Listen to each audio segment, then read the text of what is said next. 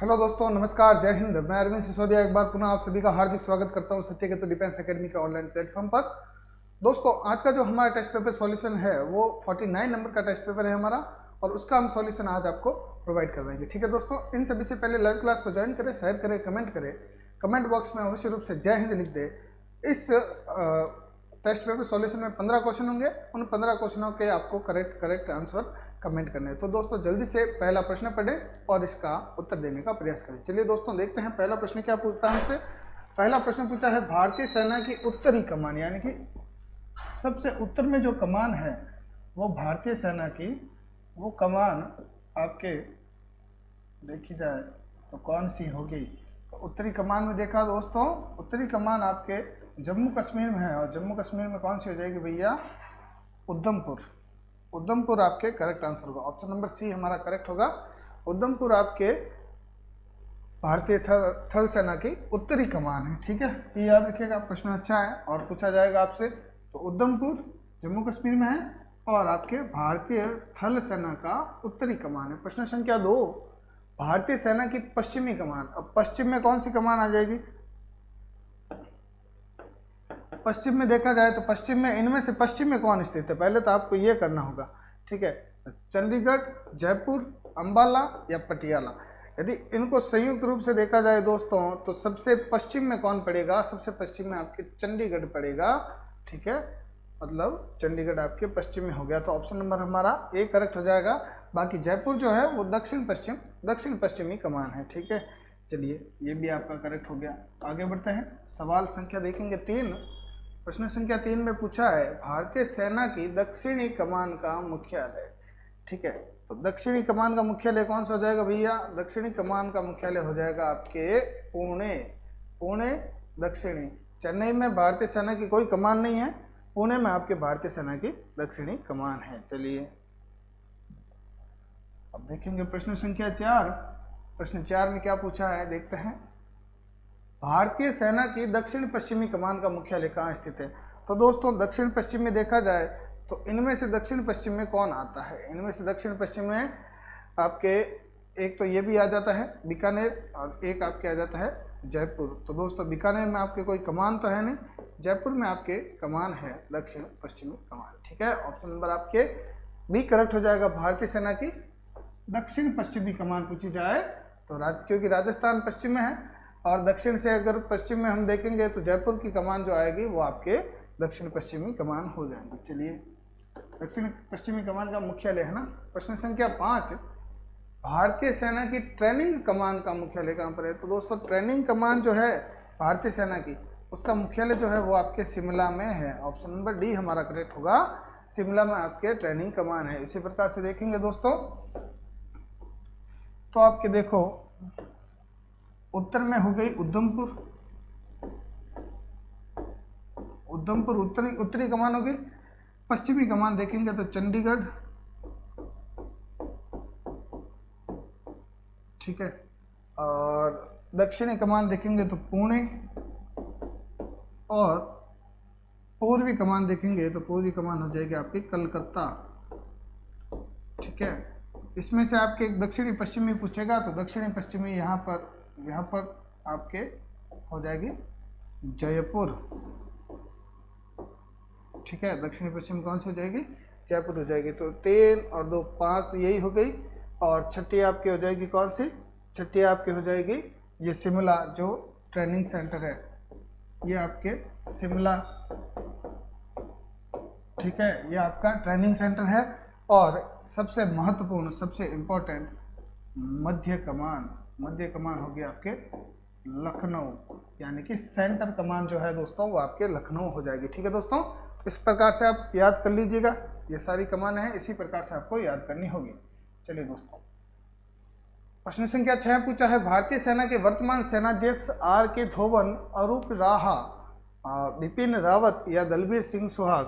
ठीक है दोस्तों, तो बिपिन रावत जो थे वो पहले थे पर वर्तमान में नहीं है। बिपिन रावत उसके बाद सीडीएस बन गए थे, और वर्तमान में पूछा जाए तो दोस्तों आपके कौन हो जाएंगे, वर्तमान में है मनोज मुकुंद नरवणे।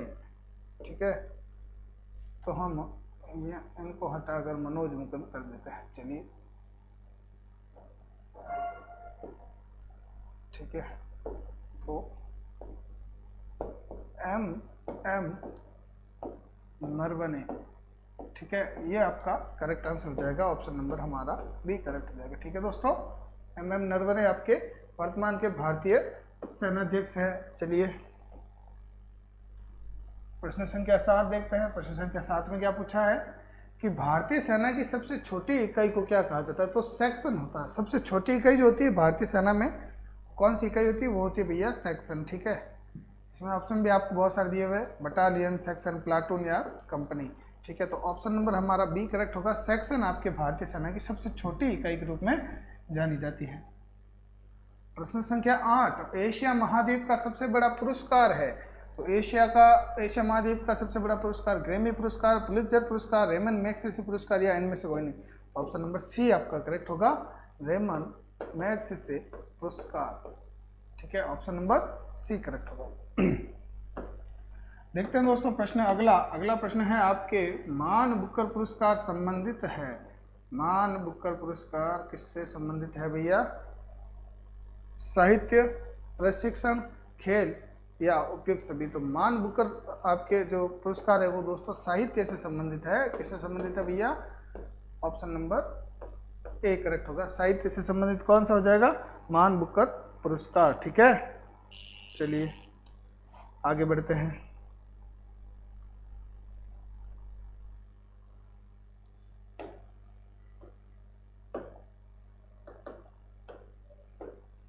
प्रश्न संख्या 10, बंगाल का शोक किस नदी को कहा जाता है? तो दोस्तों बंगाल का शोक कौन सी नदी हो जाएगी?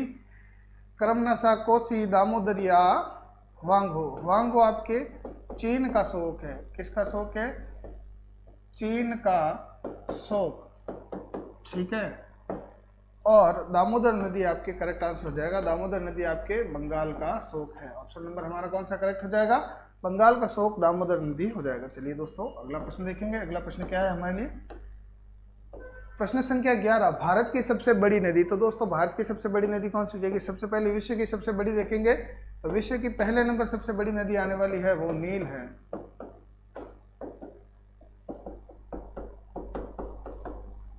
और विश्व की दूसरे नंबर की सबसे बड़ी नदी आपके अमेजन हो जाएगी, जो दक्षिणी अमेरिका में बहती है। और भारत की सबसे बड़ी नदी देखी जाए तो गंगा नदी आपके करेक्ट आंसर होगा। ऑप्शन नंबर बी करेक्ट हो जाएगा हमारा। चलिए प्रश्न संख्या 12, सूफी संत ख्वाजा मोइनुद्दीन चिश्ती किसके शासनकाल में भारत आए थे? तो ख्वाजा मोइनुद्दीन चिश्ती दोस्तों, इनकी दरगाह कहाँ पर है? ख्वाजा गरीब नवाज के नाम से भी जाना जाता है। और इनकी दरगाह दोस्तों है अजमेर में। अजमेर में है तो किसके काल में आ जाएंगे भैया? पृथ्वीराज चौहान के काल में आपके, यानी कि 12वीं शताब्दी में आपके ये ख्वाजा मोइनुद्दीन चिश्ती भारत आते हैं। ठीक है,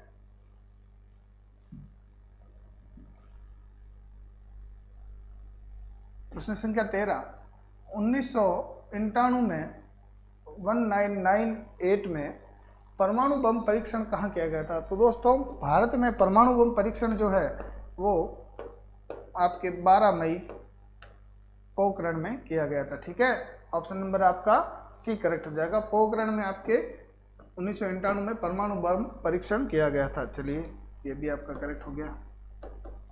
अब देखते हैं प्रश्न संख्या 14। प्रश्न संख्या 14 पूछा है चंपारण सत्याग्रह कब हुआ था भैया? चंपारण सत्याग्रह गांधी जी से संबंधित। तो चंपारण सत्याग्रह दोस्तों आपके हुआ था 1917 में। ठीक है, 1917 3 बार दिया हुआ है। और 19 अप्रैल 1917 ये करेक्ट होगा। 19 अप्रैल 1917 को आपके चंपारण सत्याग्रह हुआ था। ठीक है, चलिए देखते हैं आज का अंतिम सवाल। आगरा का किला किसने बनवाया था? ठीक है दोस्तों, अच्छा सवाल है। तो आगरा का किला बनाया था दोस्तों आपके अकबर ने। आगरा के किले में मोती मस्जिद का निर्माण करवाया था शाहजहां ने। आगरा के किले में ही आपके न्याय की जंजीर बनाई थी शाहजहां ने। दीवाने आम, दीवाने खास, ये भी शाहजहां के आपके स्थापत्य कला में थे।